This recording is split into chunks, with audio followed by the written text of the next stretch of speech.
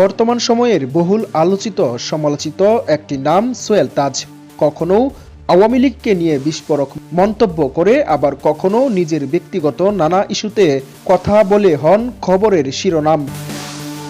কিছুদিন আগে ৫৫ বছর বয়সে আবারও বিয়ের পিঁড়িতে বসে রীতিমতো তুলপাড় ফেলে দিয়েছেন সাবেক এই স্বরাষ্ট্র প্রতিমন্ত্রী। এবার তার বিরুদ্ধে গুরুতর অভিযোগ তুলে বেশ কিছু চাঞ্চল্যকর তথ্য দিয়েছেন প্রবাসী সাংবাদিক ইলিয়াস হুসাইন। ছাত্র জনতার গণ আন্দোলনের মুখে শেখ হাসিনা সরকারের পতনের পর থেকে আবারও আলোচনায় পিলখানার ভিডিও বিদ্রোহ।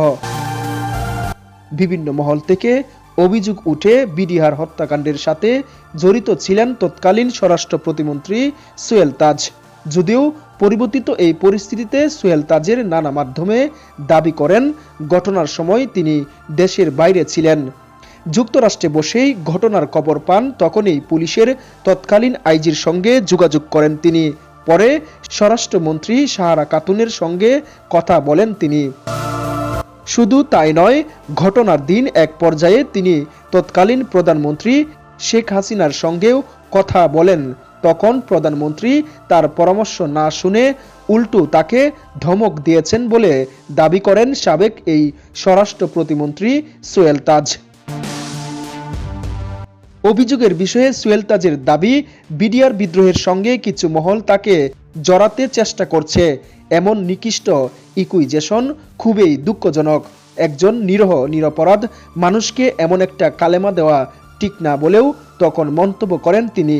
এদিকে জুলাই অভ্যুত্থানের ৮ মাসের মাথায় যুক্তরাষ্ট্র প্রবাসী সাংবাদিক ইলিয়াস হুসেন এবার সোহেল তাজের সম্পর্কে বেশ কিছু চাঞ্চল্যকর তথ্য দিয়েছেন।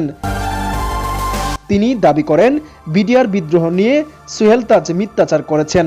মূলত ২৩ ফেব্রুয়ারি সামাজিক যোগাযোগ মাধ্যম ফেসবুকে দেওয়া এক স্ট্যাটাসে ইলিয়াস দাবি করেন, পিলখানা হত্যাকাণ্ডের সময় সোহেল তাজ লন্ডনে ছিলেন বলে জানালেও তিনি সিলেটে গিয়ে সেখান থেকে হেলিকপ্টারে ঢাকায় ফিরে আসেন এবং গোপনে অবস্থান করেন। সাংবাদিক ইলিয়াস হুসেন আরও দাবি করেন, সোহেল তাজের পাসপোর্ট পরীক্ষা করা হলে দেখা যাবে তার ঢাকা থেকে প্রস্থানের তথ্য থাকলেও লন্ডন বা অন্য কোনো দেশে পৌঁছানোর কোনো তথ্য নেই। তাই তিনি পাসপোর্ট জব্দ করার অনুরোধ জানান, অন্যথায় সংশ্লিষ্টদের দায় নিতে হবে বলে হুঁশিয়ারি দেন তিনি। ইলিয়াসের স্ট্যাটাসে আরও উল্লেখ করা হয়, বাংলাদেশের প্রথম প্রধানমন্ত্রী ও স্বাধীনতা সংগ্রামের অন্যতম নেতা সোহেল তাজের বাবা তাজউদ্দিন আহমেদ ছিলেন ভারতীয় গোয়েন্দা সংস্থা রয়ের পরীক্ষিত বন্ধু। এছাড়া আরেক স্ট্যাটাসে ইলিয়াস হুসেন বলেন, বিডিআর হত্যাকাণ্ডের সাথে সোহেল তাজ জড়িত থাকার সম্ভাবনা আছে।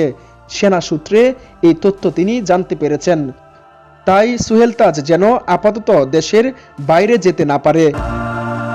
২০০৯ সালের ২৫ ও ২৬ ফেব্রুয়ারি বিদ্রোহীর নামে এক কলঙ্কিত হত্যাকাণ্ড হয় পিলখানায়। ওই ঘটনায় ৫৭ জন সেনা কর্মকর্তা সহ মোট ৭৪ জন নিহত হন।